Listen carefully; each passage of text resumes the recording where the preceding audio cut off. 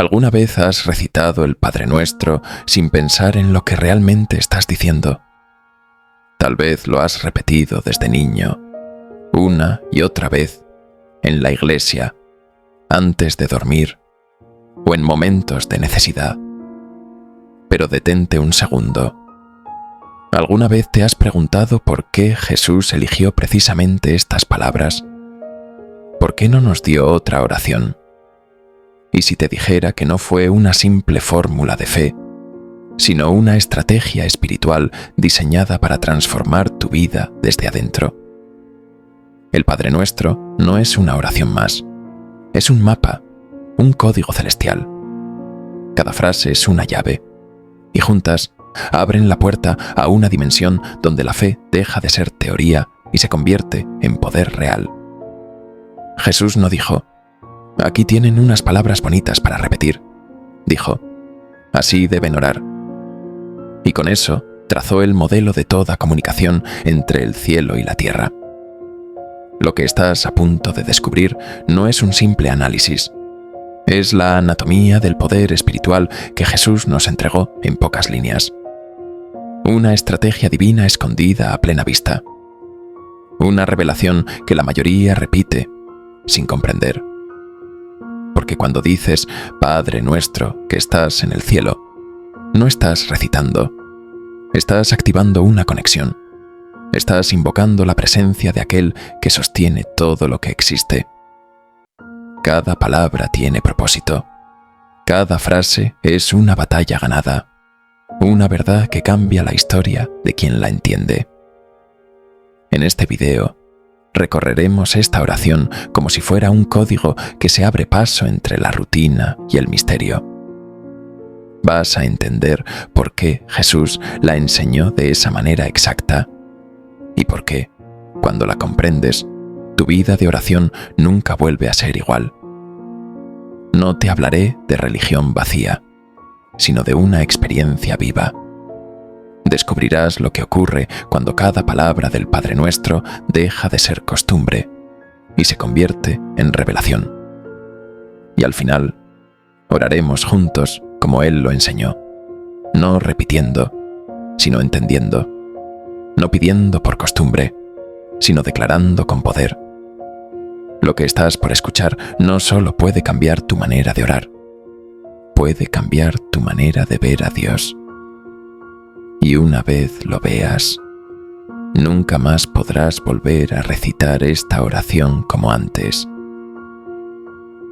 Si hay una palabra en el Padre Nuestro que lo cambia todo, es la primera: Padre. Después de comprender que esta oración es una estrategia, un mapa espiritual, una conexión directa con el poder divino, Jesús nos revela lo más importante: ¿a quién nos dirigimos? Él pudo haber dicho nuestro Señor, nuestro Rey, o algo majestuoso, como «Oh, Creador todopoderoso del universo». Pero no, eligió decir «Padre Nuestro». Eso no fue casualidad, fue una declaración, una verdad que debía romper una barrera invisible, la distancia entre el hombre y Dios. Muchos no pueden acercarse a Él porque lo sienten lejano, inalcanzable, como un juez imposible de complacer. Quizás tú mismo lo has sentido así. Crees en Dios, sí, pero cuando oras, ¿de verdad sientes que Él te escucha? ¿O sientes que hablas al cielo, esperando que alguien allá arriba note tu voz? Jesús quería cambiar eso, para siempre. Por eso usó la palabra Padre. Piénsalo por un momento. Si eres padre o madre, ¿cómo te sientes cuando tu hijo corre hacia ti? No para pedirte algo, sino simplemente porque quiere estar contigo. Se sienta en tu regazo, te abraza, solo quiere estar cerca. ¿Lo rechazas? ¿Le dices, ahora no, estoy ocupado? No.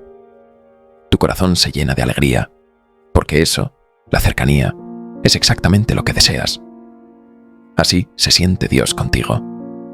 Por eso Jesús no empezó su oración con títulos o jerarquías, sino con una relación: Padre Nuestro. Ahora bien, lo entiendo.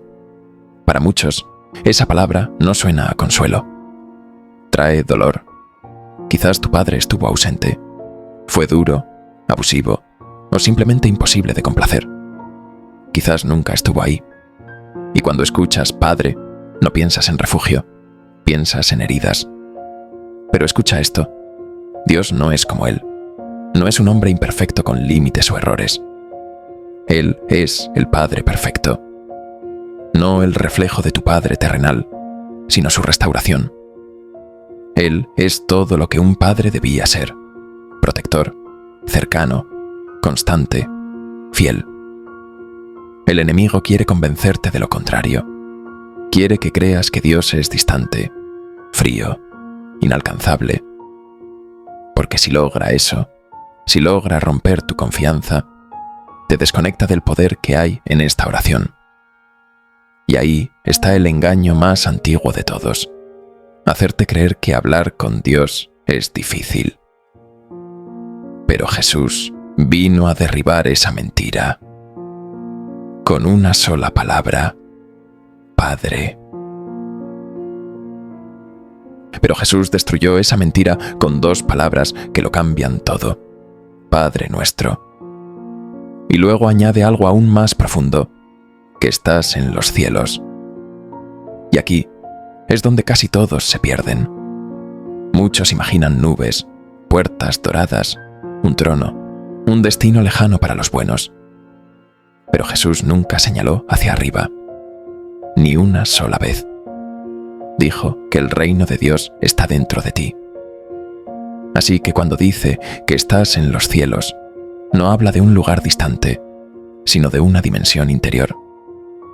El cielo no está allá afuera, está aquí, dentro de ti. Eso es lo que diferencia la oración verdadera de simplemente manifestar o desear cosas buenas. Cuando oras, no estás lanzando palabras al universo, estás hablando con tu Padre, con alguien que te escucha incluso antes de que abras la boca. Por eso, Jesús dijo que oráramos así. Nos estaba enseñando una nueva forma de pensar, una nueva forma de entrar en la presencia de Dios. Cuando te acerques a Él, no lo hagas como un mendigo que ruega por atención. Hazlo como un hijo, como una hija que sabe que tiene derecho a acercarse. Porque cuando oras desde esa identidad, tu voz cambia, tu actitud cambia, tu fe se vuelve inquebrantable. Mira a Jesús. Él no solo nos enseñó a decir Padre, vivió cada día como un hijo completamente seguro del amor del Padre.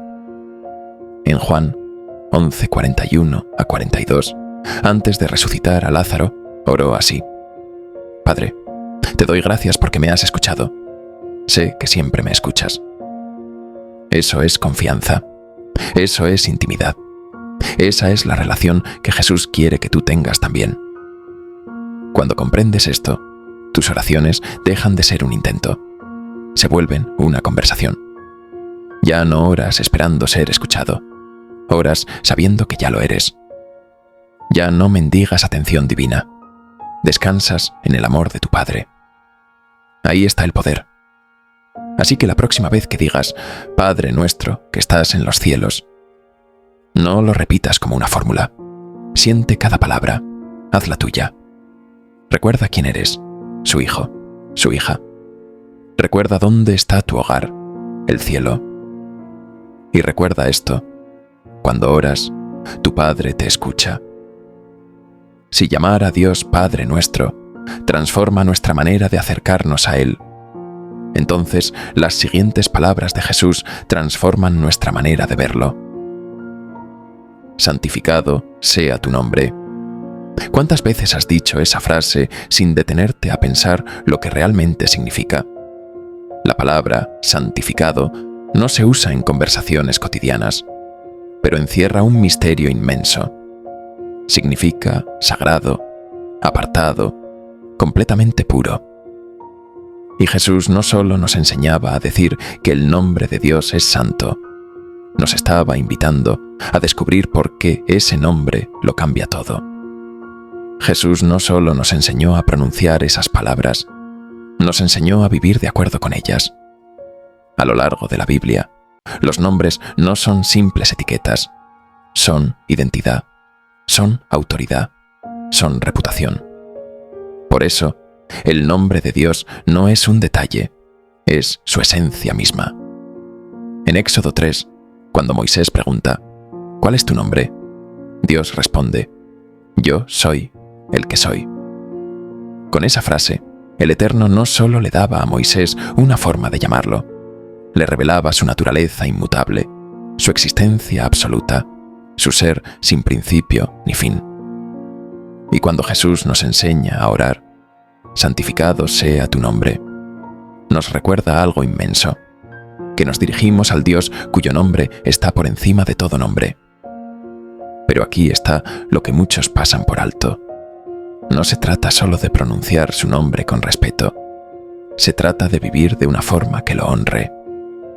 Cada vez que dices, santificado sea tu nombre, estás haciendo una declaración. Su nombre es santo, y mi vida debe reflejar esa santidad. Aquí la oración se convierte en un espejo. Si dices, santificado sea tu nombre, pero vives como si Dios fuera una opción más y no tu prioridad, ¿realmente lo dices en serio? Si lo llamas Señor, pero ignoras su palabra, ¿estás honrando su nombre? Si tus labios lo alaban el domingo, pero tus actos lo niegan el lunes, ¿santificas su nombre o lo profanas con indiferencia? Jesús no nos enseñó una frase para repetir, nos llamó a un estilo de vida. Porque el nombre de Dios no ha perdido su poder. El problema es que nosotros hemos perdido la conciencia de su grandeza. La Biblia dice en Filipenses 2, del 9 al 11, Dios lo exaltó hasta lo sumo y le dio un nombre que es sobre todo nombre, para que ante el nombre de Jesús se doble toda rodilla en los cielos, en la tierra y debajo de la tierra, y toda lengua confiese que Jesucristo es el Señor. Ese es el poder de su nombre, el nombre que libera, que sana, que salva, el nombre ante el cual el infierno tiembla y el cielo canta. No es algo ordinario, es sagrado. Cuando Jesús expulsó demonios, lo hizo en su nombre. Cuando los discípulos sanaban a los enfermos, lo hacían en su nombre. Y cuando tú y yo oramos, lo hacemos en ese mismo nombre. Por eso, cuando decimos, santificado sea tu nombre, no repetimos una frase vacía, hacemos un voto. Nos comprometemos a honrar su nombre con nuestras palabras, a representarlo con nuestra vida y a revelarlo a un mundo que ha olvidado su poder. Porque cuando entiendas lo que realmente significa decir, santificado sea tu nombre, nunca volverás a orar igual. Si orar así es comprometerse a honrar su nombre, entonces lo que Jesús dice a continuación es aún más radical. Venga tu reino. A simple vista parece una frase bonita, una expresión piadosa, pero en realidad es un grito de guerra. Lo has dicho cientos de veces, quizá miles, pero ¿alguna vez te detuviste a preguntarte, ¿dónde está ese reino? ¿Qué es? ¿Y por qué Jesús dijo que lo invoquemos, en lugar de esperar a entrar en él? No se trata de morir para alcanzar un cielo dorado, ni de puertas de perlas, ni de nubes, ni de arpas, ni de una fiesta eterna. No. Esta frase es el trueno oculto detrás de todas las palabras de Jesús. Es la chispa de su enseñanza. Porque el reino no está allá arriba, no está en el futuro, está aquí, está ahora. El reino de Dios está dentro de vosotros. Lo dijo claramente. No está en templos, ni en iglesias, ni en rituales, vestimentas o doctrinas. Está dentro, codificado en tu ser. Y esta frase es la orden de activación. Cuando dices, venga tu reino, no estás rogando al cielo que te rescate. Estás convocando el plan divino para que regrese a tu cuerpo, a tu respiración, a tus decisiones, a tu día. Es una rebelión sagrada contra el mundo falso, un recordatorio de lo que es real. Porque esta es la verdad, el mundo en el que vives ahora, el caos, la corrupción, la rutina que adormece el alma, no es el reino, es la falsificación. El imperio falso que nació mientras olvidábamos quiénes éramos. Pero cuando Jesús enseñó estas palabras, no hablaba a una multitud de pecadores indefensos. Hablaba a reyes dormidos, a reinas en el exilio, a almas que habían olvidado su corona. Venga tu reino no es una súplica, es una declaración. El retorno del orden divino. Tu verdadero ser emergiendo dentro del falso y diciendo: basta de dormir, basta de exilio. El reino viene a través de ti, porque así funciona. No cae del cielo, irrumpe a través del alma despierta, a través del corazón que dice que el cielo irrumpa aquí y ahora. Y aquí es donde todo se complica. Cuando pronuncias: venga tu reino, no solo clamas por un mundo nuevo, aceptas ser el instrumento a través del cual ese mundo renace. Por eso esta frase inquietaba a las autoridades religiosas, porque no solo habla del dominio de Dios, sino del poder que Él escondió en ti. Cuando Jesús vino, no habló solo del cielo, habló del reino. Dijo: arrepentíos, porque el reino de los cielos se ha acercado. Mateo 4:17. Y lo demostró. Expulsó demonios, sanó enfermos, perdonó pecados, no solo para mostrar poder, sino para mostrar cómo luce el reino de Dios en acción. Y ahora nos toca a nosotros continuar esa obra. Somos embajadores de ese reino. Tú eres la plataforma de aterrizaje. Tú eres el puente entre lo que es y lo que será. Tú eres el portal por el que el reino regresa. Y cuando esta frase deja de ser teoría y se graba a fuego en tu interior, las ilusiones del mundo comienzan a temblar.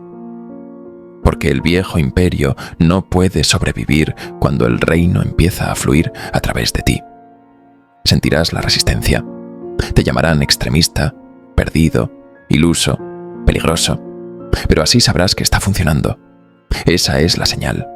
Naciste para traer el reino. No solo Jesús, no solo los profetas o los santos, tú. Ese es el secreto que nunca te contaron.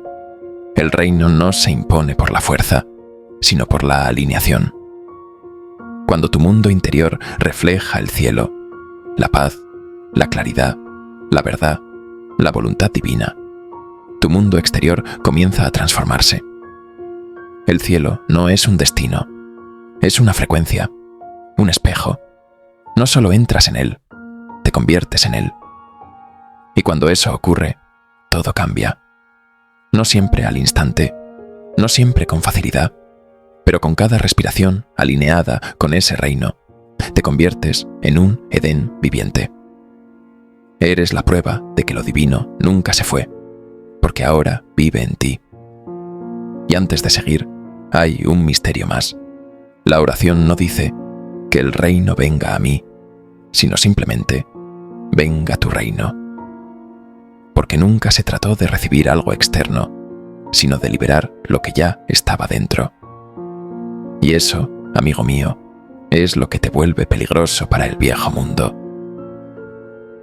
No estás aquí para escapar de la tierra, sino para restaurarla. Si aún estás aquí, es porque el código sigue vivo en ti. La mayoría pasa de largo, pero tú te quedaste, no por curiosidad, sino por memoria.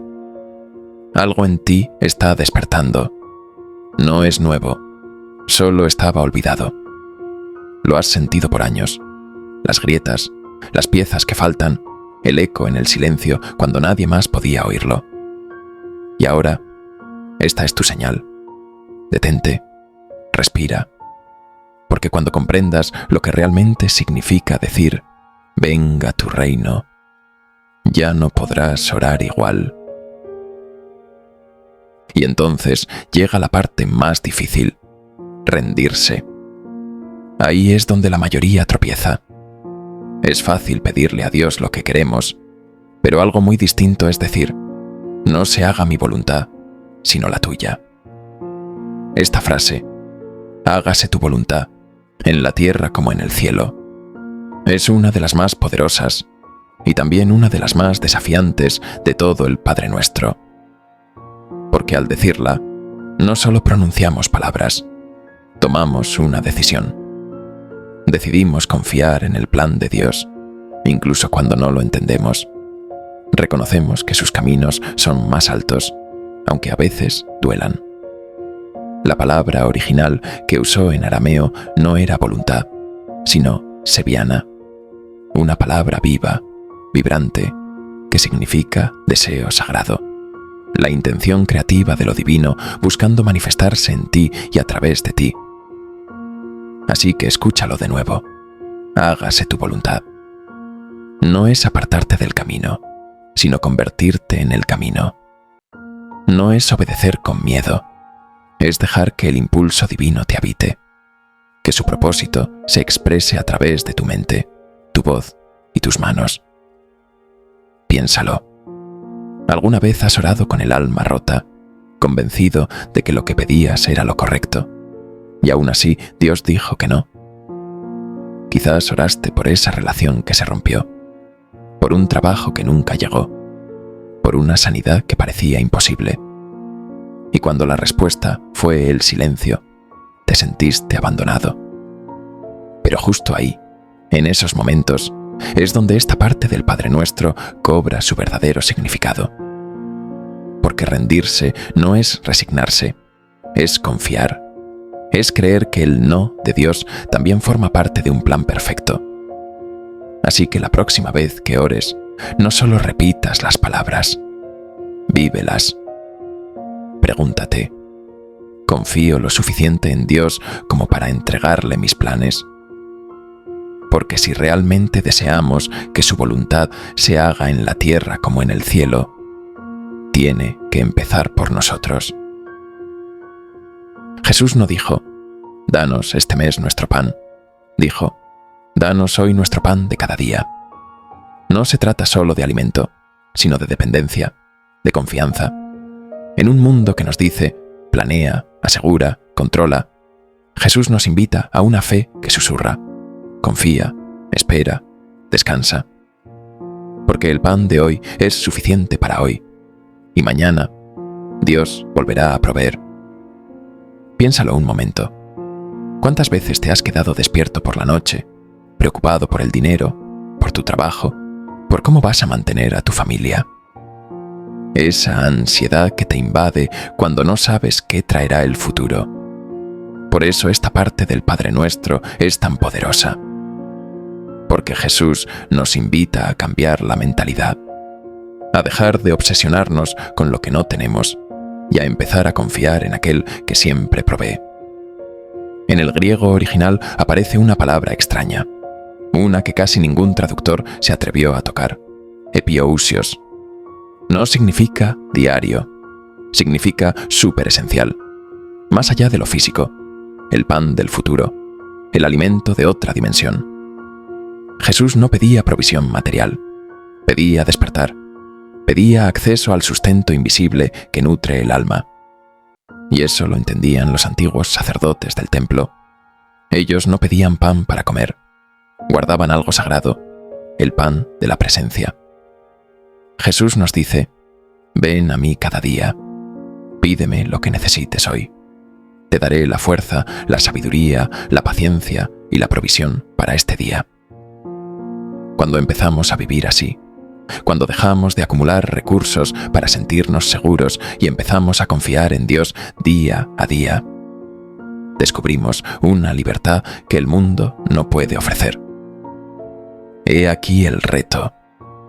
¿Qué cambiaría en tu vida si de verdad creyeras que Dios te proveerá cada día?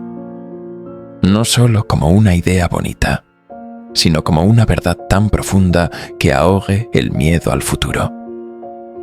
¿Qué pasaría si dejaras de vivir preocupado por lo que viene y empezaras a confiar en aquel que ya está aquí, en tu presente. Si vivieras como si el mismo Dios que alimentó a los israelitas con maná, que envió cuervos para sostener a Elías, que multiplicó el pan y los peces ante miles, fuera el mismo Dios que te cuida ahora mismo. Porque lo es. Así que la próxima vez que reces esta parte del Padre Nuestro, no la digas por costumbre. Siéntela. Deja que cada palabra rompa tus cadenas. La dependencia del dinero, del trabajo, de tu propio esfuerzo por tenerlo todo bajo control. Porque la verdadera paz no proviene de tenerlo todo resuelto, sino de saber que tu Padre Celestial siempre te da justo lo que necesitas, justo cuando lo necesitas. Y si crees eso, entonces las preocupaciones de hoy no tienen ninguna oportunidad. Pero Jesús no se detiene ahí. Pedir perdón nos enseña a liberarnos, a soltar la culpa, la amargura y esas cadenas invisibles que nos atan al pasado. Pero lo más radical de todo es esto. Jesús no solo nos dice que pidamos perdón, nos dice que perdonemos, del mismo modo que queremos ser perdonados. Y ahí, justo ahí, es donde muchos tropiezan. Porque es fácil decir, Dios, perdóname. Pero mucho más difícil decir, Dios, ayúdame a perdonarlos. Sin embargo, Jesús une las dos cosas. No hay forma de separar el perdón que pedimos del perdón que damos. Piénsalo. Y aquí está lo que ninguna iglesia se atrevió a decir. Dios no lleva la cuenta. Lo haces tú. Cada rencor es una cadena. Cada resentimiento, una puerta cerrada. Y solo cuando sueltas, cuando realmente sueltas, el reino vuelve a fluir. Cada historia en la que sigues siendo la víctima mantiene tu alma postrada ante una puerta cerrada. Perdonar no es olvidar. No es fingir que no dolió. Es elegir dejar de sangrar por una herida que ya no te pertenece. Es salir del tribunal donde tu ego sigue repitiendo el juicio, una y otra vez, esperando que el veredicto sane tu alma. Pero nunca lo hace, porque el juicio es un círculo y el perdón es la única salida. Ahora bien, detente. Veamos qué significa realmente la palabra deuda en la lengua antigua. Ofiulimata, deudas impagas, contratos energéticos aún vigentes, pagarés espirituales que tiran de tu alma desde las sombras. Algunos son del año pasado, otros de tu infancia, y algunos los arrastras desde vidas pasadas. Y aquí está el misterio. No puedes liberarte de aquello que todavía impones a otro. Por eso Jesús no separó ambas cosas. Perdónanos, como nosotros perdonamos. No era poesía, era un código, una ley, un espejo. La salida es la liberación. Libéralos, no porque lo merezcan, sino porque nunca debiste permanecer atado a su sombra. El perdón no es solo amor, es libertad, es resurrección. Y en el instante en que perdonas, te liberas. Abres tu bóveda, reescribes tu línea temporal, porque el cielo no fluye a través de puños apretados. Y aquí llega la verdadera prueba. Y si la persona que debes perdonar es la que te devuelve la mirada en el espejo. Pero escúchame bien, el perdón no es el final, es la purificación antes del fuego, porque después viene la confrontación con el mal mismo. No el de las películas, no el de cuernos y sombras, sino el que se disfraza de luz, el que susurra, seduce y promete lo que nunca podrá dar. Estamos a punto de descifrar la frase más peligrosa de toda la oración.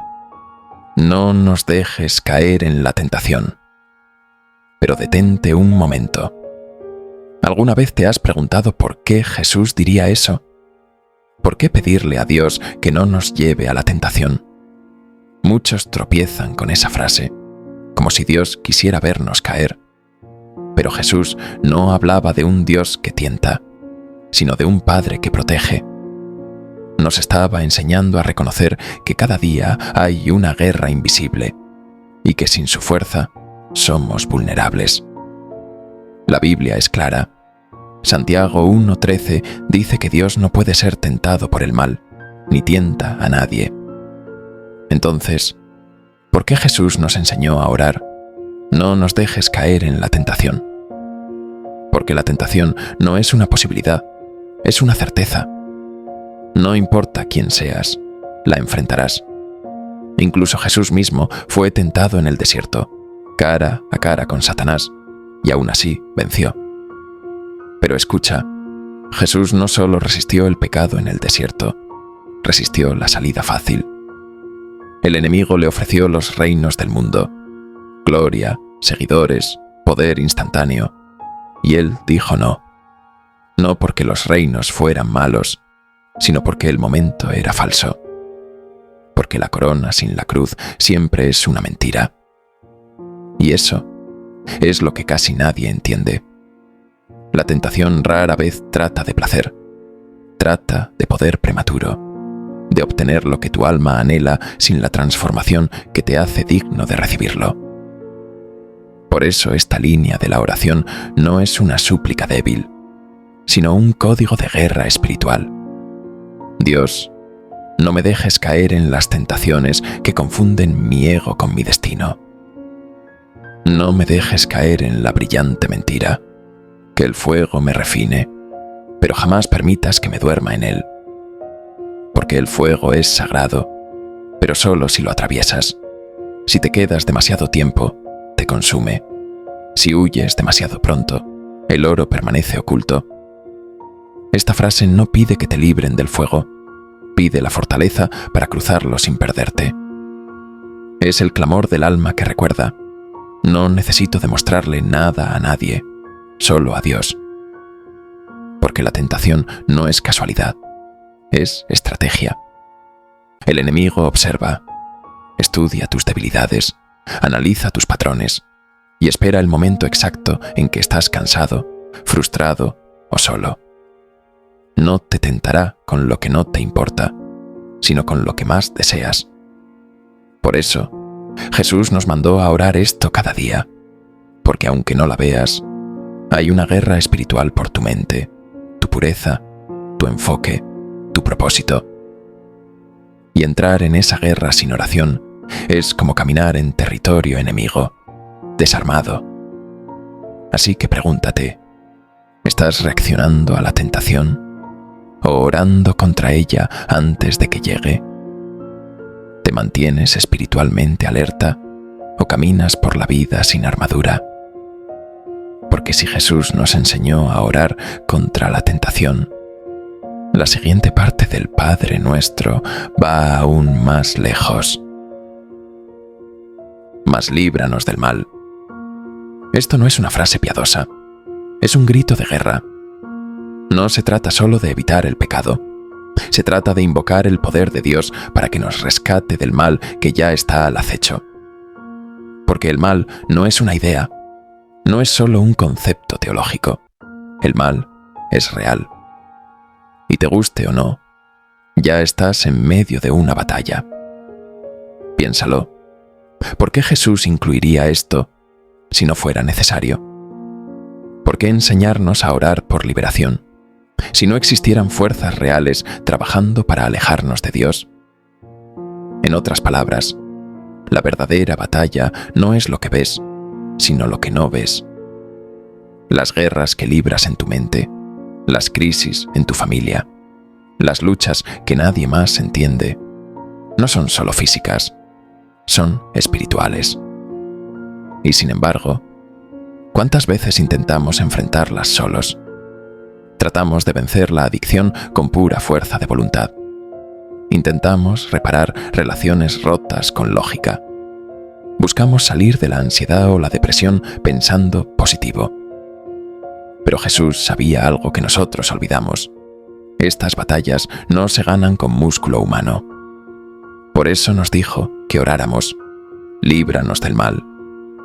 Porque porque la liberación no se conquista, se recibe. Se trata de dejar que Dios intervenga cuando nosotros ya no podemos.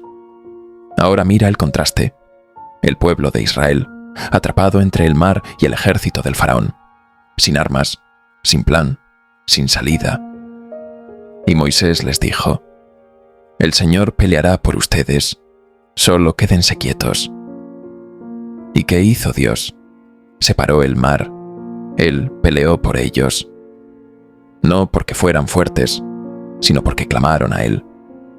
Esto es exactamente lo que Jesús nos enseña en esta oración. La liberación no se fabrica, se invoca. Y esto no es solo historia antigua. Aún hoy, Dios libera. Libera del vicio, libera del miedo, libera del pasado.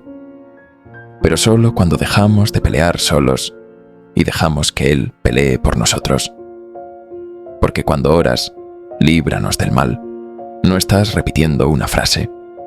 Estás haciendo una declaración de guerra espiritual. Estás diciendo: Dios, el enemigo es real, pero tú eres más grande. Y en esa oración, el cielo empieza a moverse a tu favor. No solo necesitas más autocontrol, necesitas liberación. Si estás luchando con el miedo, la ansiedad o la depresión, no solo necesitas buenos consejos, necesitas rescate divino. Si sientes que estás atrapado en ciclos de pecado, no necesitas esforzarte más. Necesitas el poder de Dios para romper esas cadenas. Y por eso el enemigo trabaja tan duro para que no ores. Porque sabe que cuando invocas a Dios, las cadenas se rompen, las fortalezas se derrumban y la oscuridad huye. El Salmo 50, 15 lo deja claro. Invócame en el día de la angustia. Yo te libraré y tú me honrarás. No es un deseo, es una promesa. Así que pregúntate, ¿estás luchando solo o estás invocando al Dios que puede liberarte? Las batallas que enfrentas pueden ser más grandes que tú, pero el Dios que te sostiene es más grande que cualquier enemigo. La oración no es un monólogo, es una conversación. Con demasiada frecuencia tratamos la oración como una lista de tareas espirituales. Decimos nuestra parte, enumeramos nuestras peticiones y seguimos adelante. Pero, ¿y si oráramos como Jesús enseñó? ¿Y si comenzáramos reconociendo su presencia? ¿Y si realmente santificáramos su nombre? Nos detuviéramos un momento y simplemente nos asombráramos de quién es Él antes de pedirle cualquier cosa. ¿Y si, en lugar de solo hablar, aprendiéramos a escuchar? Debemos vivir lo que oramos, porque cada línea del Padre Nuestro desafía lo que el mundo nos enseña a creer. El mundo dice: sé autosuficiente. Jesús dice: confía en tu Padre. El mundo dice: construye tu propio reino. Jesús dice: busca primero el reino de Dios. El mundo dice: exige justicia. Jesús dice: perdona. Por eso esta oración es tan poderosa. No son solo palabras, es un estilo de vida. Y si realmente la vivimos, cambiará todo. Imagina si dejáramos de orar por nuestros intereses y empezáramos a orar para que venga su reino. Imagina si dejáramos de intentar controlarlo todo y confiáramos en su provisión diaria. Imagina si perdonáramos como queremos ser perdonados, si dejáramos de luchar con nuestras fuerzas y comenzáramos a invocar el poder de Dios para librarnos del mal. Esta oración no es una rutina, es una invitación a vivir diferente, a pensar diferente, a confiar diferente. Entonces, la verdadera pregunta es: ¿estamos realmente orando como Jesús enseñó? ¿O solo recitamos palabras sin comprender su peso? Porque una vez que lo entiendas, una vez que realmente experimentes la profundidad de esta oración, nunca volverás a orar igual, nunca te acercarás a Dios igual, y te darás cuenta de que el Padre Nuestro no es solo una oración, Es el grito de batalla de aquellos que viven por fe. Así que, antes de terminar, quiero invitarte a hacer una pausa. Cierra tus ojos, respira y deja que esta oración deje de ser un ritual para convertirse en una conversación viva con el Padre. Así que ahora, no solo hablemos sobre esta oración, vamos a orarla, como Jesús lo pretendía, con poder, con entendimiento, con fe.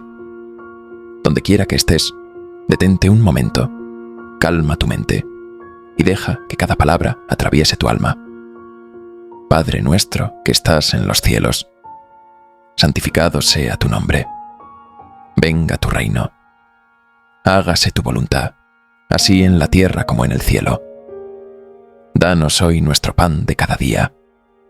Perdona nuestras ofensas, como también nosotros perdonamos a los que nos ofenden. No nos dejes caer en tentación, y líbranos del mal. Amén. Y si tú también quieres seguir explorando los misterios del reino, las revelaciones ocultas tras las palabras de Jesús y las verdades que transforman el alma, entonces suscríbete y activa la campanita, porque en cada nuevo video seguimos desenterrando los secretos que el tiempo intentó silenciar. No estás aquí por casualidad. Estás aquí porque el reino te está llamando.